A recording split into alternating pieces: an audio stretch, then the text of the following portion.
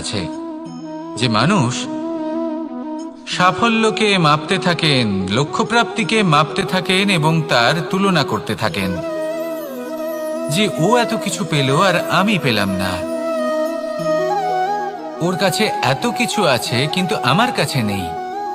এই তুলনা করার জন্য ওনারা দুঃখী হয়ে পড়েন, নিরাশ হয়ে পড়েন। তাই আমি একটা প্রশ্ন করছি যে এটা কি উচিত?